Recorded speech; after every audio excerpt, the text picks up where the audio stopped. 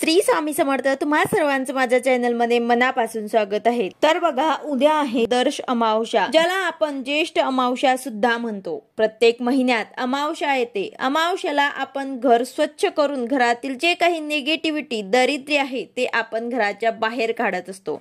कारण अमावस्या म्हटलं की घरातील दारिद्र्य, कटकटी, निगेटिव्हिटी, वाईट बाधा सगळं बाहेर काढण्याचा हा दिवस असतो आणि आपण आपल्या घरात सुख समृद्धी ऐश्वर्य यासाठी काही ना काही उपाय सेवा आपण या दिवशी करत असतो। तर त्यातलाच एक अतिशय प्रभावी उपाय मी तुम्हाला आजच्या व्हिडिओमध्ये सांगणार आहे। व्हिडिओ पूर्ण बघा जेणेकरून तुम्हाला संपूर्ण माहिती मिळेल। जर तुम्ही चॅनलवर नवीन असाल तर चॅनलला सबस्क्राइब करायला मात्र विसरू नका आणि व्हिडिओला लाईक करायला मात्र विसरू नका।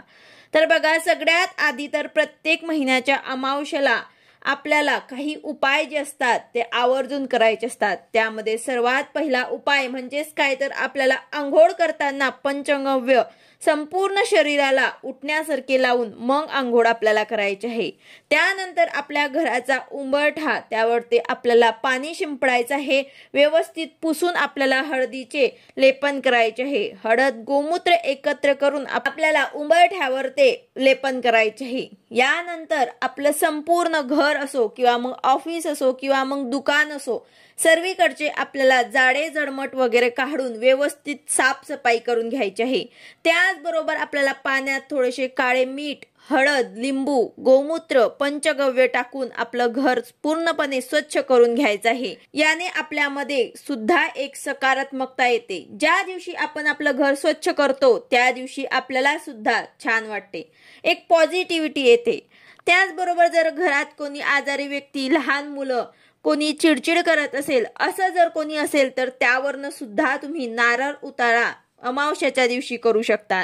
यानंतर घर असो, दुकान असो किंवा मग वाहन असो, यावरून सुद्धा आपण अमावस्याला नारळ उतारा करू शकतो। एक नारळ घ्या, त्यावरती शेंदुराने त्रिशूल काढून 7 वेळा श्री स्वामी समर्थ, श्री स्वामी समर्थ म्हणत तुम्हाला उतारा करायचा आहे।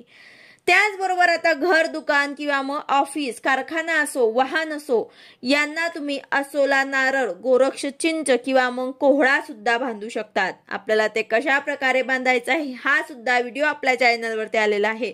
त्यावरती आपल्याला सेवा काय करायची असते तर बघा, अमावस्येला आपल्याला असोला नारळ, कोहळा आणि गोरक्ष चिंच आपल्याला केंद्रामधनं आणायचं आहे आणि त्यावर आपल्याला सेवा करायची आहे। एक माळ श्री स्वामी समर्थ या मंत्राची करायचं आहे। त्याचबरोबर श्री दत्त महाराजांचा बीज मंत्र त्याची एक माळ करायची आहे। शाबरी मंत्र एक माळ करायचा आहे। नवनाथ मंत्र 11 वेळा, कालभैरवाष्टक 11 वेळा आणि वल्गा सुक्त 11 वेळा हे म्हणून आपल्याला गोरक्ष चिंच, असोला नारळ किंवा मग कोहळा जो आहे तो लाल कपड्यात त्याबरोबर संरक्षण यंत्रासहित आपल्याला ते बांधायचं आहे। जर तुम्ही अगोदरच बांधले असेल तर ते तुम्हाला वाहत्या पाण्यामध्ये सोडून द्यायचं आहे आणि नवीन तुम्हाला तुमच्या घरावर जिथे कुठे तुम्हाला बांधायचं असेल तिथे तुम्हाला बांधायचं आहे। असोला नारळ किंवा मग कोहळा जो असतो तो टांगल्यानंतर कधी कधी खराब होतो किंवा त्यातून पाणी सुद्धा गळत असते, तेव्हा कोहळा बांधून कचऱ्यात टाकून द्यायचा आहे आणि अमावस्येला किंवा मग येणाऱ्या शनिवारी सुद्धा तुम्ही नवीन कोहळा जो आहे तो आणून बांधू शकतात।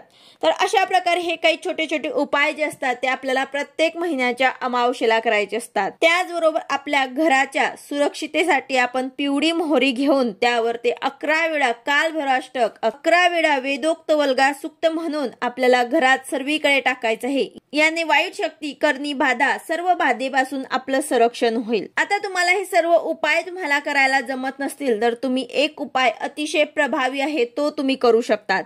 तो उपाय आहे तुटीचा। हा उपाय आपल्याला अमावस्येला करायचा आहे किंवा मग शनिवारी केला तरी सुद्धा चालेल।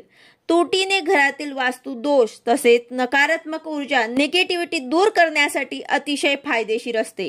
यासाठी तुम्हाला थोडंसं पाणी तुम्हाला घ्यायचं आहे, त्यात तुम्हाला तुटी टाकायची आहे। आता तुम्ही तुटी बारीक करून सुद्धा टाकू शकतात किंवा मग अशी सुद्धा तुम्ही टाकू शकतात। त्यात तुम्हाला थोडंसं गोमूत्र टाकायचं आहे, थोडीशी हळद टाकायची आहे आणि यानंतर गंगाजल तुम्हाला टाकायचं आहे। असेल तर गंगाजल टाका, नाही टाकलं तरी सुद्धा हरकत नाही। तुम्ही थोडंसं पाणी घ्या, तुरटी, हळद, गोमूत्र हे घेतलं तरी सुद्धा चालेल आणि हे पाणी तुम्हाला सर्व घरामध्ये शिंपडायचं आहे. टॉयलेट, बाथरूम सोडून संपूर्ण घरामध्ये तुम्हाला हे शिंपडायचं आहे. अमावस्या असो किंवा मग शनिवार असो किंवा मग जेव्हा केव्हा तुम्हाला वाटेल की घरात नकारात्मकता तयार होते आहे, कटकटी, भांडण होत आहेत, तेव्हा तुम्ही पूर्ण घरामध्ये शिंपडायचं आहे. त्याचबरोबर आपल्या मनात एक पॉझिटिव्ह विचार करून तुम्हाला हे सर्व उपाय करायचे असतात. माझ्या घरात सर्व काही ठीक होईल, संपूर्ण नकारात्मकता निघून जाईल, एक सकारात्मकता निर्माण करायची आहे आणि असा विचार करत तुम्हाला हा उपाय करायचा आहे. तुरटी जे असते ते स्वच्छ करण्याचं काम करते. नकारात्मकता घालवण्याचं काम म्हणजे तुरटी करत असते.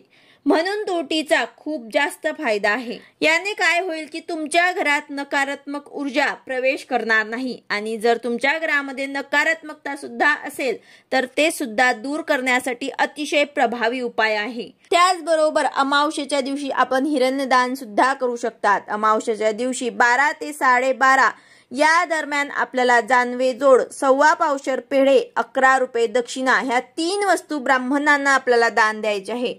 अशा प्रकारे छोटे छोटे उपाय तुम्ही प्रत्येक अमावस्येला केले तर तुमच्या घरात नकारात्मक ऊर्जा, वाईट शक्ती, करणी बाधा हे सर्व दूर होऊन जाईल. हे सर्व संपून जातील आणि तुमच्या घरामध्ये सकारात्मक ऊर्जा संचार करेल. घरातील नकारात्मकता जाऊन घरात सुख समृद्धी नांदेल. तर अशा प्रकारे अतिशय प्रभावी उपाय आहे. नक्कीच तुम्हाला अमावस्येच्या दिवशी करायचा आहे. व्हिडिओ आवडला असेल तर लाईक करा, शेअर करा, सबस्क्राईब करा. भेटूया अशाच नवीन व्हिडिओ सोबत. श्री स्वामी समर्थ.